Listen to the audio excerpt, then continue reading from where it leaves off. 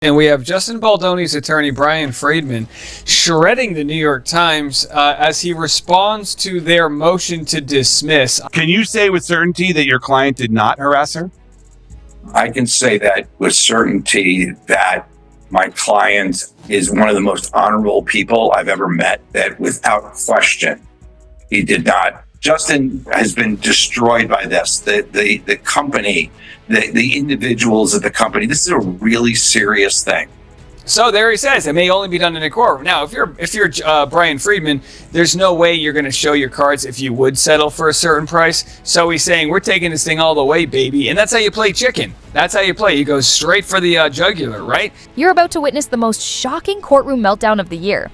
Blake Lively stormed in, ready to dominate, but instead, she was blindsided by her own lawyer. A bombshell piece of evidence, completely unexpected, turned the case on its head. Gasps filled the room as Blake's confidence shattered. Furious whispers, panicked glances, and total chaos erupted in the courtroom as the truth unraveled right before everyone's eyes. Also, they talk about the rogue PR agent, Steph Jones, who once, was done doing business with Wayfair, may have coordinated with Blake Lively in the New York Times business. They call it shady. She couldn't rely on her Hollywood status this time. Those explosive receipts shattered her reputation in an instant. Now, she's lashing out at anyone who dares to challenge her. Witnesses say her fury was completely unhinged. And this is just the beginning. There's no way out for Blake Lively now. This is the moment her empire begins to collapse. Stay with us as we break down every jaw-dropping second of her courtroom disaster. And when you look at the harassment and what you're talking about, there were certain things that were alleged in the pleadings that she calls harassment, and that will be the subject of that matter. Was that reported? Blake Lively marched into the courtroom, confident she'd take down Justin Belden. But reality hit hard. The judge wasn't having it. Instead of bending to her demands, the court shut them down completely. For over 2.5 years, she had been on a relentless hunt for Belden's private records, demanding texts, emails, location data, and even details of his personal doctor visits. But this time, her plan backfired. Can you say with certainty that your client did not harass her? I can say that with certainty that my client is one of the most honorable people I've ever met. She must have thought she could demand anything she wanted. Her goal? To dig through every detail of Belden's life, searching for dirt she could twist against him. But the judge wasn't having it. They shut her down completely, refusing to let the courtroom become her personal spy operation. The decision left her stunned, red-faced, and completely thrown off. What followed was nothing short of a spectacular meltdown, because Blake Lively had walked in like she was about to destroy Belden, only to have the entire case blow up in her face. Whether she felt harassed or not is one thing, but does it rise to the legal definition of harassment? And the answer to that is no. She thought her circle of A-list friends and her illusion of total control would guarantee a victory. But that fantasy shattered the moment the judge started speaking. Her demands were dismissed as overly broad and downright invasive. It wasn't just unfair. It was completely unreasonable to demand years of personal data that had nothing to do with the case. She had sued Belden in December 2024, yet she was digging for records dating all the way back to 2022. The judge wasn't buying. It and her entire strategy crumbled before her eyes. And again, this is a point he's made before, and it hasn't really changed. He says no harassment, but he also says their issue is going to be more, can they prove that there was a smear campaign? She must have thought no one would question her blatant overreach. But the moment the judge shut her down, panic flashed across her face. Witnesses say she was visibly shaken, unable to hide her shock. Worried about someone scooping the story? I mean, this is not a story anybody's going to scoop. Well, you never met a journalist. They're all afraid of getting scooped. She thought she could control the entire narrative, but the judge slammed the brakes on her scheme, making it clear that justice isn't her personal playground. Just when things couldn't get any worse, they did.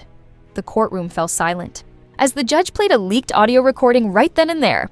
This was the very recording Blake and her husband, Ryan Reynolds, had fought desperately to keep buried. But now, their biggest secret was out in the open for everyone to hear. You mean you covered this for 5 months, and then on a Friday night, you reached out to Justin Baldoni for comment, and by the time he got back to you, you already published it? Shady. She had no way to stop it. Once that audio played, everything unraveled. There was no one to back her up, no one to ring the bell in her defense. Her credibility crumbled at lightning speed. Even Ryan Reynolds wanted nothing to do with this. Catastrophe. He was noticeably absent from the courtroom, a clear sign that he saw this disaster coming long before it hit. When things spiral out of control like that, staying away is the smartest move. And for Blake Lively, the humiliation was absolute. Now, as we can recall, Steph Jones worked for Wayfair and Justin Baldoni. They then parted ways with Steph Jones' company, and that's when Steph Jones... She walked into that hearing with total confidence, ready to take down Justin Baldoni. But instead of winning, she found herself trapped, watching her entire case go up in flames. It raises a big question. What kind of person wields Hollywood? Power to destroy someone's career? Only a true antagonist. This proved that Blake Lively wasn't some defenseless victim. She was more than willing to strike back at Baldoni with every weapon in her arsenal. But the moment that recording surfaced, the whole thing exploded into a scandal too massive for any amount of Hollywood shine to hide. Was able to access all of the phone records from her, from the people that worked with her. It shattered her entire legal narrative.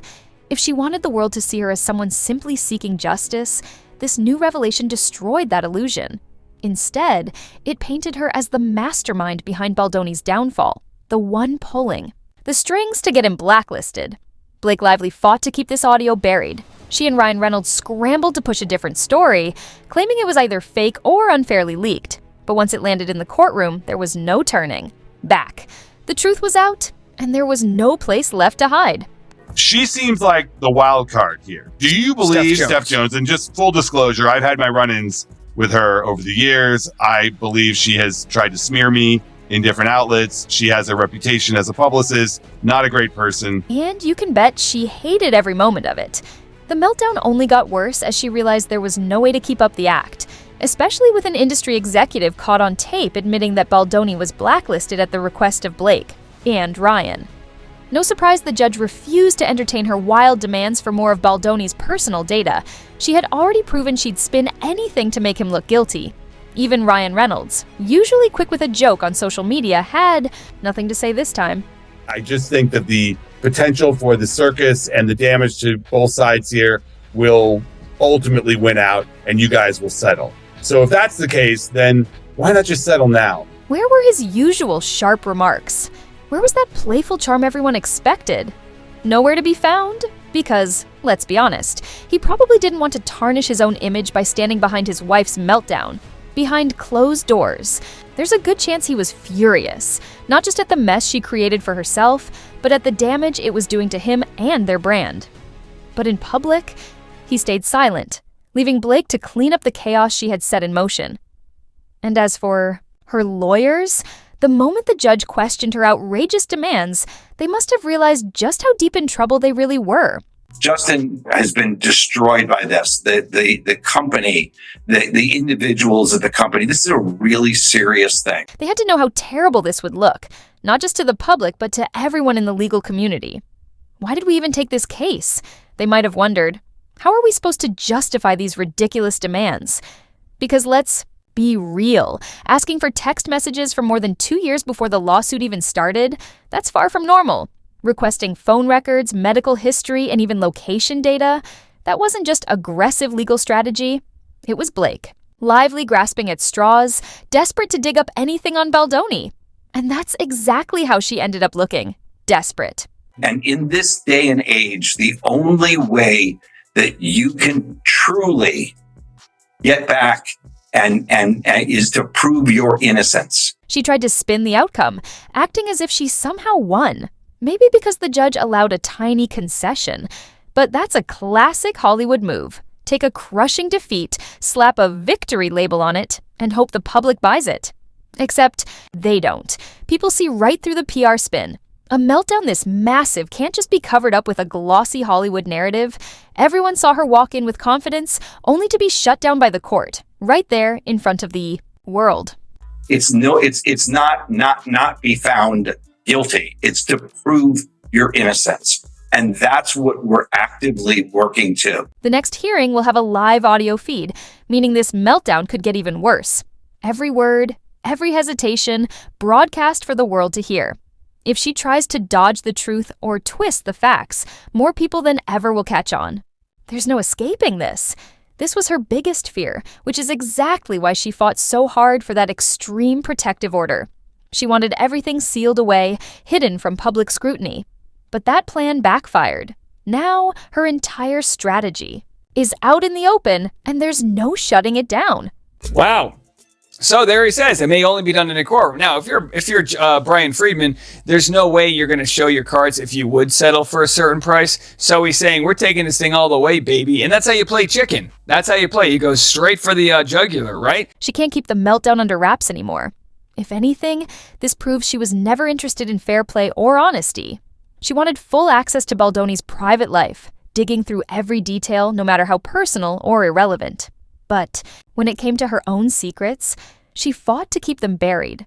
And when the truth surfaced, that she and her husband played a much bigger role in blacklisting him than they ever admitted, it exposed the purest form of hypocrisy. The judge saw right through it, and let's just say they weren't amused. Well, it felt almost like nervously so from her team of how much that clearly was the most important thing for them. This meltdown proves one thing. Power means everything to her. By dragging the courts into her personal vendetta, she wasn't looking for justice. She was out to destroy Baldoni. She counted on her star power, maybe a few quiet favors from Ryan Reynolds or some Hollywood heavyweights pressuring the system to work in her favor. But it all collapsed. Now, the meltdown is so massive that everyone is talking about it. And instead of looking like the victim, she's the one who seems like a tyrant, someone who thrives on crushing careers just because she can.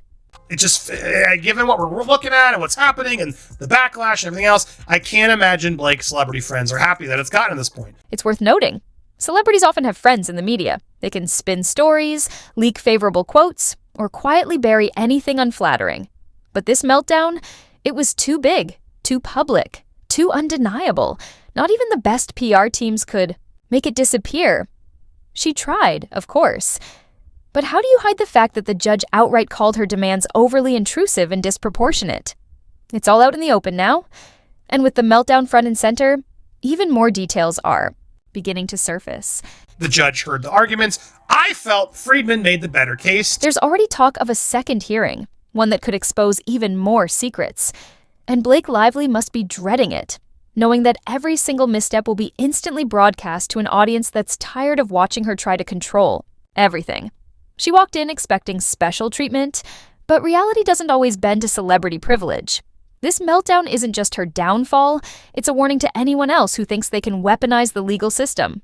When you make outrageous demands and then get exposed for secretly plotting to destroy someone's career, it's bound to backfire. And that's exactly what's happening. Her meltdown is the result of her own arrogance. She thought she was untouchable until the judge's hammer came down, leaving her scrambling. Now, there are whispers that some in Hollywood are afraid to testify against her. Not because they support her, but because they fear what she might do to their careers. That fear speaks volumes about how ruthless she can be behind the scenes. She presents herself as the perfect Hollywood star. But behind the curtain, she's someone with the power to end careers. That's exactly what she tried to do to Baldoni. But he fought back. And now, the meltdown is her problem to deal with. And he made it very clear that some of the things that Blake was afraid of coming out in court were not things that Wayfarer was actively pursuing. Blake Lively's so-called allies in Hollywood are nowhere to be found, and it's not hard to see why. Who would willingly step in front of this disaster? They can see the writing on the wall. She's fighting a losing battle. Every detail of her meltdown is being reported, and no one wants to attach their name to it. Sure, some big names might still be her friends in private, but they're not exactly rushing to post public support. They can feel the backlash surrounding her, and they don't want to get caught in the flames. She thought she'd emerge from this as a champion, but instead, the meltdown has only exposed how desperate she really is. She fought hard to suppress the leaked audio that tied her to Justin Baldoni's blacklisting.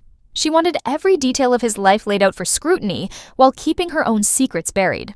She even pushed for the court to seal documents so no one would see what she was really up to. But none of it worked. Now she's trapped by a ruling that ensures even more of her legal maneuvering will be dragged into public view. And it's not over. More twists are coming, more evidence, more messages, more people speaking out. With each new revelation, her meltdown spirals further. What started as a case she thought she could control has unraveled into a full-blown crisis, making her look less like a victim and more like a calculated manipulator. She wanted silence, but the judge ensured that wouldn't happen. Now, with the upcoming hearing being broadcast live, millions will hear every word, every slip, every excuse, every desperate attempt to defend her actions. Can you imagine her reaction when she's forced to explain why she demanded over 2 years' worth of private phone records, medical history, and location data? There's no real justification, only a blatant attempt to bury someone under legal pressure. Any excuse she tries to make will sound as hollow as her original claims. This meltdown isn't fading away. She's stuck with it. What makes it worse? She did this to herself. If she had acted with fairness or honesty, she wouldn't be in this mess. But instead, she went for the most aggressive, scorched earth strategy possible, trying to pry into every corner of Baldoni's life while hiding her own role in his blacklisting. Now, the meltdown is unstoppable. Everyone can see how she used her Hollywood status as a weapon, assuming she could crush someone with sheer influence. Behind the scenes, the industry is buzzing about her downfall. People are whispering, laughing at how she entered court with confidence, only to run straight into a legal brick wall. She lost so badly that this meltdown will likely be remembered for years as an example of what happens when someone tries to twist the legal system for revenge. Watching it unfold is like watching a train veer off the tracks. You know it's going to be bad, but you can't look away. She might try to patch things up with PR, but this is too big to spin. It's almost funny. She was so certain she could bury that leaked audio, so sure that no one could gather proof of her and Ryan Reynolds' involvement in blacklisting Baldoni, but the evidence surfaced, and now her meltdown has taken on a life of its own. The worst part? No one is coming to her rescue. Even her Hollywood circle, the same people who usually control the media narrative, have gone silent. They don't want to be associated with the person who demanded private health records, phone logs, and years-old data, all while shielding her own secrets. The meltdown has made one thing clear. Even her so-called friends are keeping their distance. Meanwhile, Baldoni remains steady. He didn't need underhanded tactics or media spin. He simply exposed how far Blake was willing to go. And when the court took one look at her demands, they shut them down. That's a brutal blow to someone who thought her name alone could intimidate people. More truth will come out. More details will leak about her backroom dealings, her attempts to pressure people, and her desperate push to keep control. She can't stop the meltdown because every attempt to fix it only makes her look worse. The more she spins, the more obvious it becomes that she lost. This meltdown is a warning, a reminder that arrogance doesn't always win. Blake Lively thought she could manipulate the legal system and walk away victorious. Instead, she's knee-deep in humiliation. The judge saw through her, refused to play along, and ensured that everyone else would see the truth too.